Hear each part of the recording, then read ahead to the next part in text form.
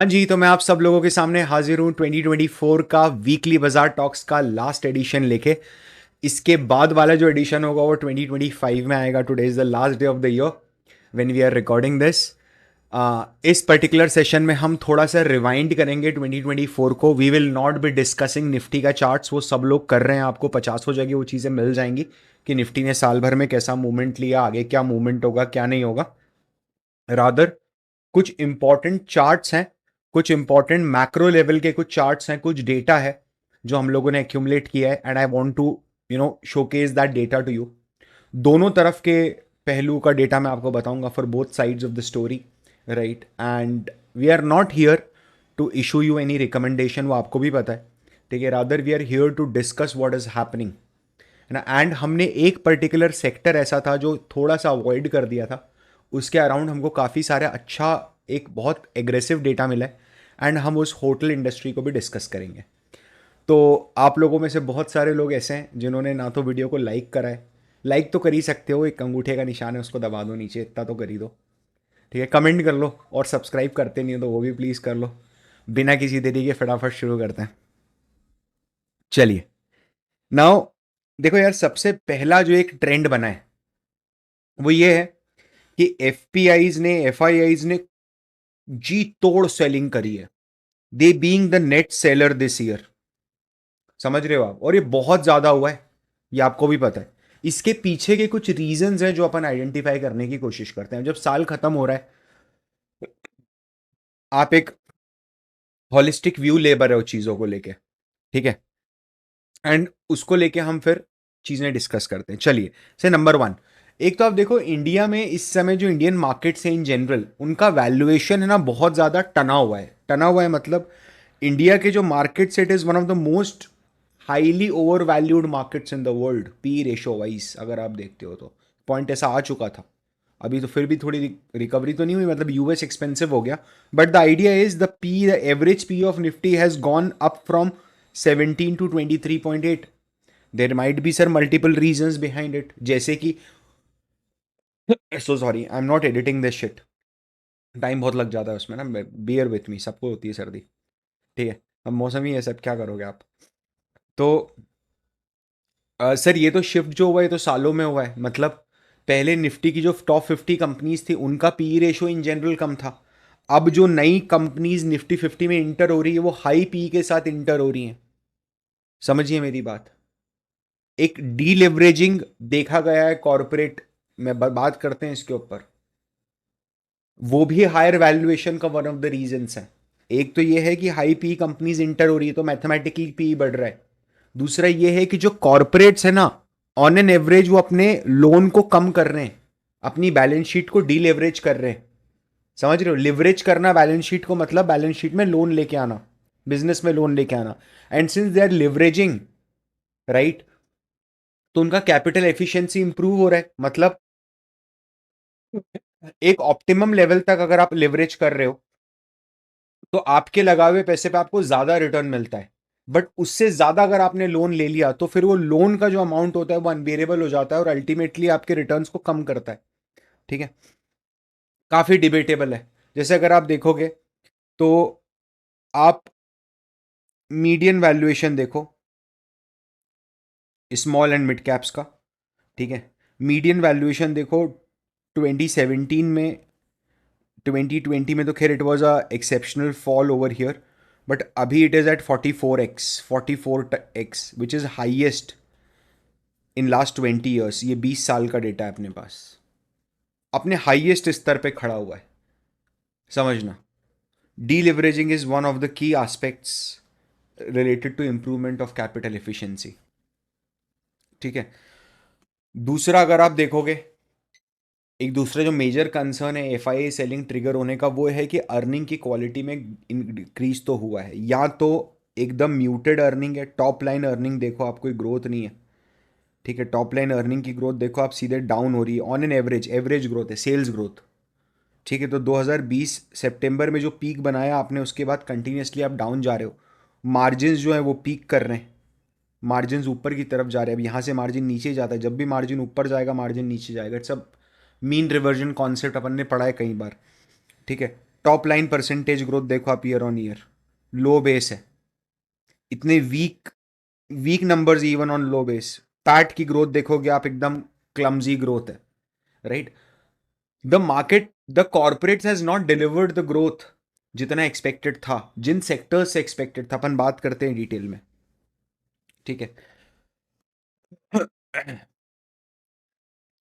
Profit growth का अगर आप ट्रेंड देखते हो तो वो एकदम म्यूटेड हो गई है, ठीक है। ये मैं सब आपको दे दूंगा आखिर पढ़ने के लिए।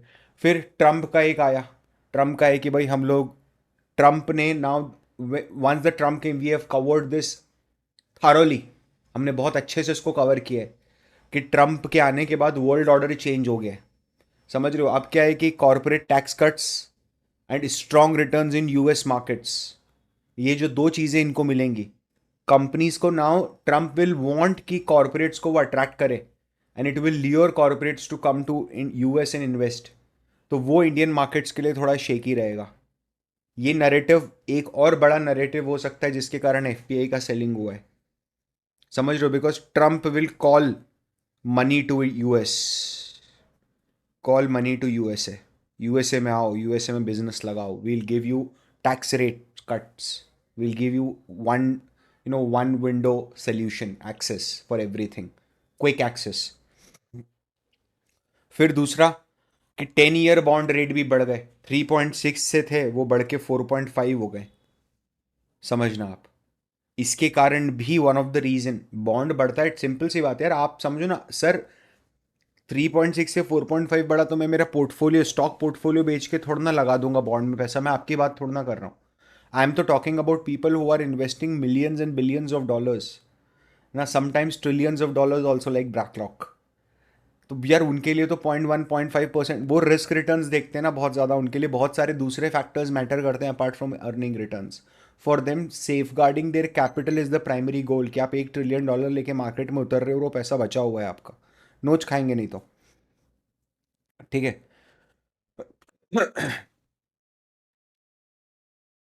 अब क्या हो रहा है, ये जो अर्निंग अर्निंग की कमी हो रही है, एक अर्निंग ग्रोथ म्यूटेड हो रही है और बॉन्ड यील्ड बढ़ रही है, तो ये जो गैप है ना वो नैरो होता जा रहा है, अर्निंग म्यूट हो रही है, बॉन्ड यील्ड बढ़ रही है, तो F I Is are bound कि उसको निकाल दे बाहर, समझना।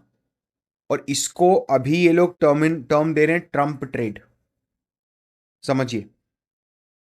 तो इसका क्या अपन ने नेट नेट निकाला कि ग्रोथ स्टोरी के अंदर एक जर्क लगा है। मैं ब्रॉडर लेवल पे समझा रहा हूँ भाई, ऐसा नहीं कि एक वीडियो जिंदगी बदल देगा आपकी। अगर आपने पुराने सारे WBTs देखे हुए तो it will make more sense to you, ठीक है।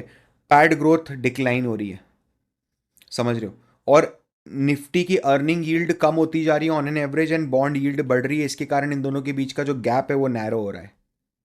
और इन कारणों से एफ ने ज़बरदस्त सेलिंग करी है, which leads to negative returns in Indian markets. Almost आप रिटर्न्स देखोगे तो ईयर ऑन ईयर बेसिस पे नेगेटिव ही है अपन, कोई बहुत ज़्यादा वैसा नहीं है, ठीक है। आपको ये चीज़ देखनी पड़ेगी कि एक बड़ा मिथ जो आया वो ये है, जो लोगों ने उस समय एक माहौल बना दिया, हमने भी बात करी थी उस पर, ऐसी बात नहीं है कि एफ का जो ये सेलिंग आया, इतना बड़ा सेलिंग आया है तो इसके कारण करेक्शन आएगा। एफ इंडिया, याद है वो एक एक थ्योरम आ गई थी बीच में कि एफ इंडिया से पैसा निकाल के चाइना में लगा रहे हैं, इंडिया से पैसा निकाल के जापान में लगा रहे हैं, समझ रहे हो मेरी बात।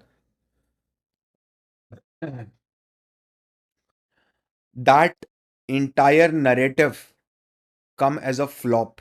Why? Because of the trend to.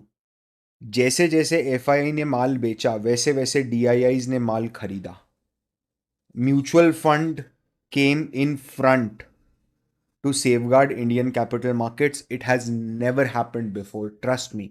I am in market since 2008, आप कैलकुलेट कर लो कितना साल हो रहा है, मतलब हम्बली सेइंग 16 ईयर्स, समझ रहे हो, 16 years, humbly saying 16 years, right. It has never happened कि एफ ने इतनी ब्रूटल सेलिंग करी और मार्केट टूटा नहीं हो, या मार्केट टूट के वापस ऊपर चला गया हो और टूटा नहीं हो, बड़ा रिसेशन नहीं आया।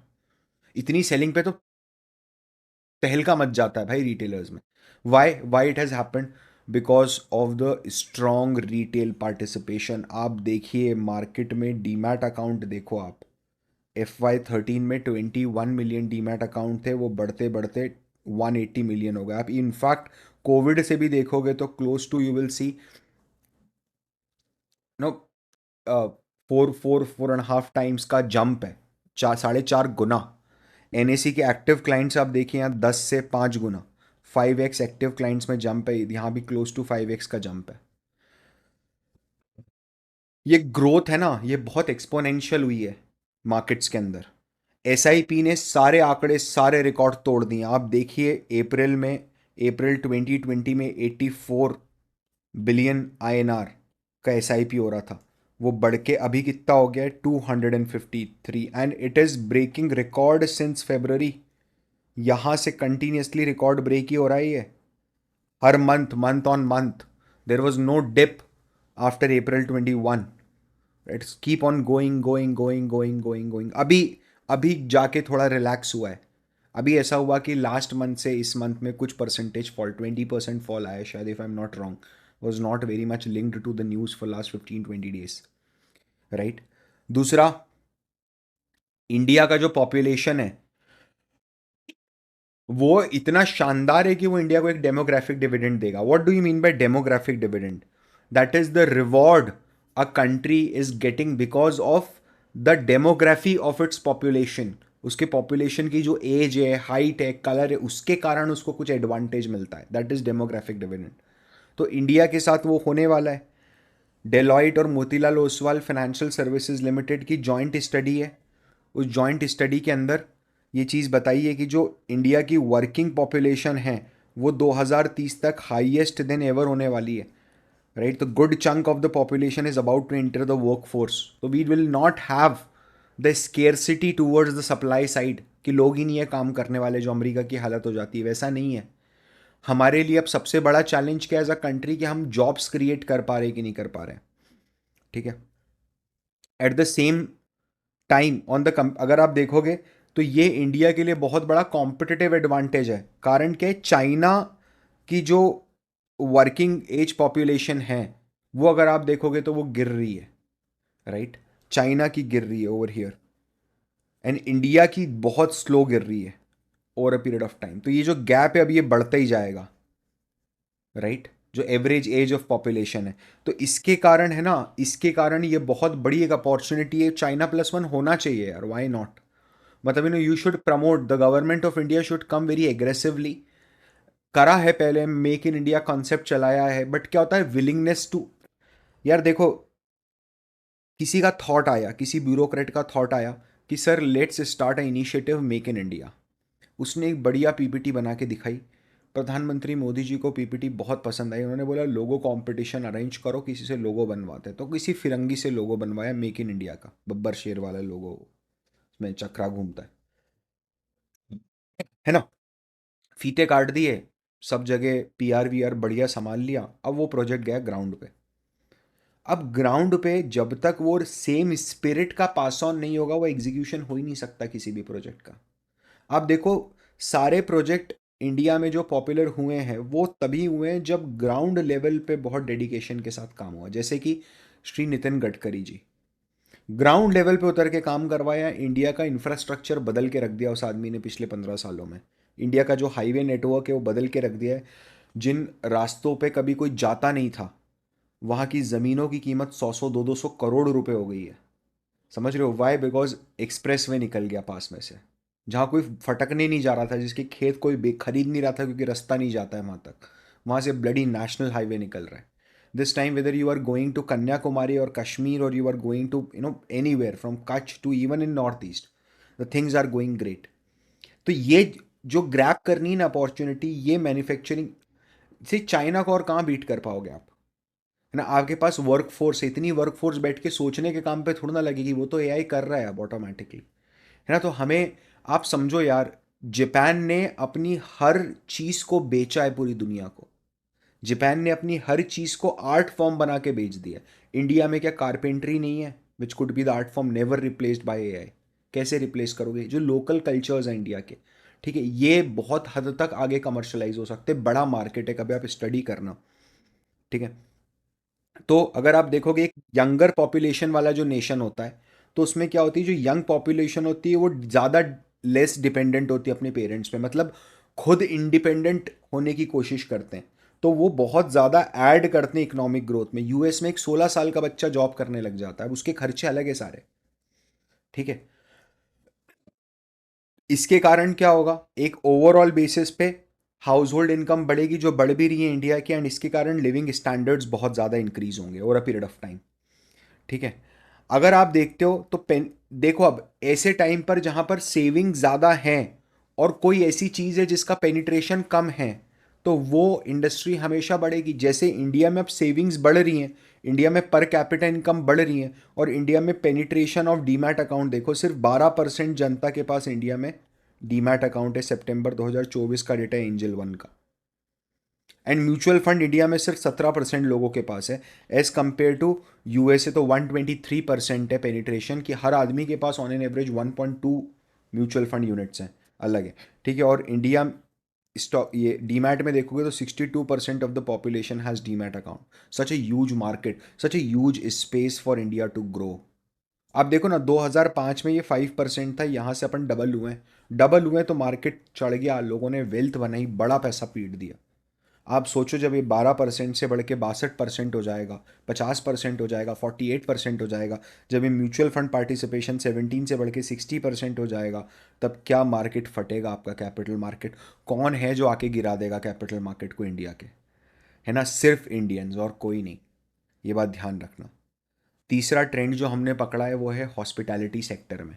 हॉस्पिटैलिटी सेक्टर के अंदर थोड़ा सा कुछ डेटा देखने को मिला है, मैं कोई यहाँ रिकमेंडेशन नहीं दे रहा हूँ। ठीक है। तो मैं कुछ भी किसी भी कंपनी का नाम लेके अगर डिस्कशन कर रहे हैं तो it is merely for educational purpose. We don't give recommendation, we are not SEBI registered research analyst, we are not authorised to give recommendation, we are 100% academic platform, we don't give any kind of tips. ठीक है। Hotel के results अगर आप देखोगे तो इनके लिए quarter 2 बहुत अच्छा रहा है, बट क्वार्टर 2 अच्छा होने के साथ साथ एक ऐसी चीज़ है जिसके कारण प्रिडिक्टेबिलिटी बन रही है। देखो, अगले आने वाले कुछ सालों में कितनी सप्लाई बढ़ेगी, मतलब कितने परसेंट रूम्स एडिशन होगा हर साल, दैट इज 9.3। ये थोड़ा महीने समझना है ना, रूम्स का जो एडिशन है वो होगा 9.3 ऑन एन एवरेज। ठीक है। और रूम्स की जो डिमांड है उसमें जो ग्रोथ आएगी दैट इज अप्रॉक्सीमेटली 12%। तो ये जो आपका ऑलमोस्ट 2.7% का जो गैप है ना, ये वाला जो गैप है, समझो रूम कम होंगे, ये दिख रहा है ना आपके सामने का डेटा, ये क्या डेटा है, hotel supply growth. Hotel supply मतलब कितने नए रूम्स डेवलप हो रहे हैं। ठीक है। 12% की डिमांड ग्रोथ है, हाईली रिसर्च्ड है, डोंट वरी। अब जब स्ट्रॉन्ग, समझना, जब आपके पास रूम्स लिमिटेड है, यू हैव लिमिटेड रूम्स, है ना, and you have increasing demand, तो क्या होता है ऐसे केस में, यूजुअली बताओ आप क्या होता है, प्राइजेस बढ़ जाते हैं। प्राइजेस बढ़ जाते हैं क्या, सिंपल सी बात है ना, आप 31 दिसंबर के दिन अगर किसी भी होटल में बुकिंग कराओगे रूम की, तो आपको वो ईयर का सबसे बड़ा प्राइस देगा, you will get the biggest ticket check. Why? Because at that particular day they have the limited room and the demand is extremely high. बढ़े हुए प्राइस पे क्या मार्जिन एक्सपेंशन होता है, होता है। अगर ये प्ले एकदम सही बैठ जाता है तो Indian hotel industry, Indian hotel sector एक अनॉर्मस मार्जिन एक्सपेंशन देखने को मिलेगा, which is very rare in a industry like hospitality which is very mundane, है ना, कोई बहुत बड़ा इनोवेशन नहीं है। उसके अलावा अगर ये मार्जिन, डेफिनेटली सस्टेनेबिलिटी का एस्पेक्ट है कि सस्टेनेबल, ये जो डिमांड है कितनी सस्टेनेबल रहती है, ये जो रूम एडिशन है ये तेज़ी से बढ़ता है फ्यूचर में, तो वो ये गैप को कम होता है, ये गैप बना रहेगा अगर, तो रूम की डिमांड्स बढ़ती रहेंगी, प्राइजेस बढ़ते रहेंगे। ठीक है। क्या रीज़न है, what are the primary reasons. आप देखोगे ना तो एक टाइम ऐसा होता था, मुझे नहीं पता आप लोग उसको रिकॉल कर पाओगे कि नहीं, लेकिन कोविड के पहले इंडिया में जब आप किसी टूरिस्ट प्लेस पे जाते थे तो वहां पर आपको काफ़ी सारे फॉरेन टूरिस्ट देखने को मिलते थे, फिरंग टूरिस्ट देखने को मिलते थे। And I am not being रिमार्किस्ट ओवर रेसिस्ट ओवर हियर ना भाई, एक बोलचाल की भाषा में फिरंग बोलते हैं, मतलब फॉरेनर। अब अगर आप जाते हो ना तो that main tourism of India right now is driven by domestic tourism. Banaras में था मैं, राइट? आप देखो बनारस में मैं hardly I have seen foreigners यार। ऐसा नहीं कि मैं फर्स्ट टाइम बनारस गया, मैं 10 साल से बनारस जा रहा हूँ। उसके पहले तक you spot foreigners very openly, they are not there. The entire last year 10 crore people has visited Banaras. मैंने अभी गया, पता चला वहां पर प्रयागराज में जो अभी कुंभ लग रहा है, गवर्नमेंट का आंकड़ा है that government is getting themself prepared for 40 crore footfalls. 40 crore लोग आएंगे उस जगह पर। आप समझ रहे हो क्या इकोनॉमी होती है? अबे आपने चाय भी बेच दी ना, एक एक बंदे ने एक कप चाय भी पी एक दिन में तो 120 करोड़ रुपए खड़े कर रहा है। 3 रुपए कप की चाय भी ले लो ना, 3 रुपए तो बहुत ही नॉमिनल बता रहा हूं मैं, क्योंकि रिलीजियस प्लेस है, प्रॉफिट सेंटरिंग नहीं होती है। But just try to understand कि इतने सारे लोग जब एक वहां तक पहुंचने के लिए भी तो घर से निकल रहे हैं, that is also part of the economy ना, राइट? तो यार इतना जबरदस्त है। ये स्टार्ट हुआ रिवेंज टूरिज्म से, और अब धीरे धीरे धीरे धीरे ये tourism is becoming a norm in middle class house hold, क्योंकि अब लोगों की इनकम बढ़ रही है। दे वॉन्ट, अब बच्चों को एक्साइट होते हैं, रील्स देख लें छोटे छोटे बच्चे कि पापा अपने तो भी चलना है वैष्णो देवी, चलो। समझ रहे हो, माता जी के दर्शन करने। होता है ये। इंटरनेशनल टूरिज्म को तो अभी भी कोविड के पहले वाले लेवल पे आना बाकी है। वो डेफिनेटली आएगा going forward it, but government ने भी कोई बहुत ज्यादा पुश नहीं करा है ना। It's absolutely fine. Why? Because UP देखो आप, number one spot in tourism, number one spot in tourism, right? So governments जहां पर इनिशिएटिव डाल रही हैं यार, वो चीजें तो बढ़नी है। अच्छा, दूसरा होटल्स के लिए एक बहुत इंपॉर्टेंट क्या है, ग्लोबल कैपेसिटी सेंटर। समझते हो क्या होता है? जैसे यूएस की कोई बड़ी कंपनी है ना, अब वो क्या कर रही है, उसके पास कुछ ऐसा काम है जो वो यूएस में अगर कराएगी तो उसको बहुत कॉस्टली पड़ जाएगा। तो वो अपनी एक प्राइवेट लिमिटेड कंपनी इंडिया में खोल देती है और इंडिया में लोगों को हायर करके वो काम ही इंडिया भेजती है कराने के लिए। It is not a BPO, it is like a KPO, knowledge process outsourcing. कि आप डिलॉइट यूएस के लिए इंडिया में बैठ के काम कर रहे हो। तो इनको बोलते हैं ग्लोबल कैपेबिलिटी सेंटर्स। ये बहुत तेजी से बढ़ रहे हैं, समझना सर। इनके कारण होटल इंडस्ट्री की डिमांड, इनके साथ साथ बहुत सारी छोटी और मिड साइज एमएनसी फर्म्स हैं जो इंडिया में आ रही हैं।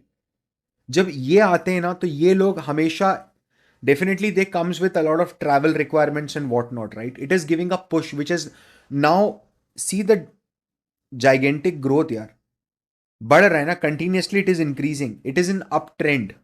ठीक है। इंडिया, अगर आप देखोगे, दुनिया का सबसे highest growing wedding market is in India. Highest growing wedding market is in India. आप केटरिंग ले लो, and it is a big margin business for hotels. People are going crazy for destination weddings, hotel weddings, it is become a show of.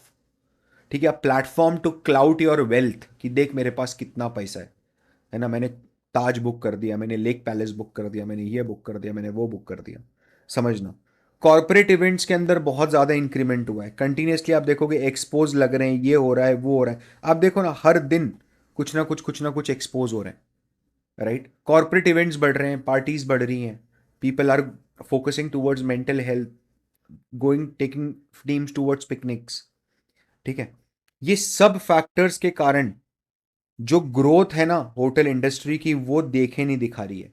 अच्छा, मैं आपको एक बात बताऊं, target अब टीयर 2 सिटीज हो रही हैं। जैसे अभी इंदौर में देखोगे, इंदौर की बात कर सकता हूं क्योंकि खुद यहां रह रहा हूं।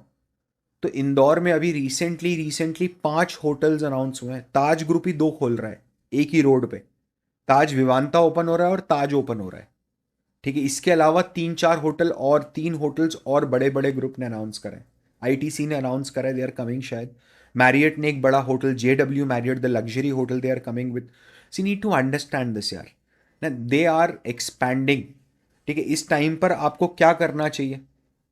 लोअर सप्लाई, सर एक बार इसको जरा रिकैप कर दो। लोअर सप्लाई, ठीक है, और उसके कारण अगर डिमांड बढ़ती है तो इंक्रीज इन एवरेज रेवेन्यू पर रूम होगा, 100% ऑक्यूपेंसी रेट बढ़ जाएगा। फूड शेयर में रेवेन्यू इंक्रीज हो रहा है, वहां जाते हैं, हमेशा मार्जिन बढ़ाते जा रहे हैं धीरे धीरे।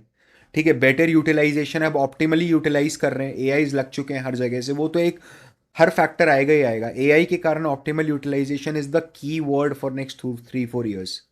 Management contracts, high management business, why occupancy set हो जाती है अगर किसी कॉर्पोरेट के साथ कॉन्ट्रैक्ट कर देते हैं तो। इन सब फैक्टर्स के कारण आप देखोगे ना, होटल इंडस्ट्री का टेल विंड बहुत स्ट्रांग हो रहा है। तो क्या करना चाहिए ऐसे टाइम पर? क्या टूट पड़ना चाहिए? नहीं, बिल्कुल भी नहीं। आप वेट करो, असेस करो, देखो कौन से अच्छे बिजनेसेस हैं। आई एम नॉट सेइंग कि जाके सीधे इन्वेस्ट कर दो, ये वाली बात रिसर्च के लिए रख लो। मैं खुद नहीं कर रहा हूँ इन्वेस्ट, मैं तो आपको ज्ञान देने आया हूँ यहाँ पर। मैं तो खुद बोल रहा हूँ ना, मैं खुद होटल इंडस्ट्री में इन्वेस्ट नहीं कर रहा हूँ। Right? Why? Because I have other better opportunities. Sir then why you have discuss this? भाई हर चीज का डिस्कशन का मतलब नहीं होता ना कि आप इन्वेस्ट करोगे। आई एम तो addressing this for finance students. Student is a student, he knows everything, he read about everything. अब कोई स्टूडेंट है, अगर वो क्रिप्टो करेंसी के बारे में पढ़ रहा है, तो जरूरी नहीं ना कि वो बिटकॉइन में इन्वेस्ट कर रहा है तभी वो क्रिप्टो करेंसी के बारे में पढ़ रहा है। ठीक है? तो यार ये साल 2024 आप लोगों के लिए आई होप बहुत अच्छा रहा होगा। अगर किसी कारण से आपको ऐसा लगता है कि ये साल आपकी अपेक्षाओं के हिसाब से नहीं गुजरा, जो आपकी एक्सपेक्टेशंस थी वैसा ये साल नहीं गया, तो बहुत चिंता करने की ज़रूरत है। आप आराम से बैठो, ठीक है, पेन एंड पेपर लेके बैठो और लिखो कि क्या क्या चीज़ें ऐसी थी जो आप अचीव नहीं कर पाए और क्यों अचीव नहीं कर पाए। और एक चीज़ आप ज़रूर करना, मैं हर साल करता हूँ पिछले 3 सालों से, अपना एक विजन बोर्ड ज़रूर बनाना। आप उन चीज़ों की पिक्चर्स लगाना जो आप अचीव करना चाहते हो। Not the name, you don't need it. Like for example, you want to earn good money, big money, you want to have a car, just attach a picture of a car. Right? तो आप देखोगे उसमें से बहुत सारी चीज़ें fulfil हो जाती हैं। एंड बस यार मेरा आप लोगों के साथ यही रहेगा कि आप बहुत अच्छे से आगे बढ़ो, खूब पढ़ाई करो, खूब तरक्की करो, अपने पेरेंट्स का नाम रोशन करो, है ना? आने वाला साल आप लोगों के लिए एक ब्रिज ईयर जैसा बने, जो आपको आपकी सक्सेस की तरफ लेके जाए, एक्टिंग एज अ ब्रिज। बस इतना ही है। एंड मैं आपसे मिलता हूँ नेक्स्ट ईयर एक फ्रेश वीकली बाजार टॉक के साथ। अगर आप लोगों को अच्छा लगे तो कमेंट में कुछ अच्छा लिख देना, मैं पढ़ूंगा। क्रिटिसाइज़ करोगे तो भी पढ़ूंगा, कोई प्रॉब्लम नहीं है। ठीक है? मैं आप लोगों के से मिलता हूँ नेक्स्ट ईयर एक नए वीकली बाजार टॉक के साथ। तब तक के लिए this is Parth Varma signing off. Bye bye.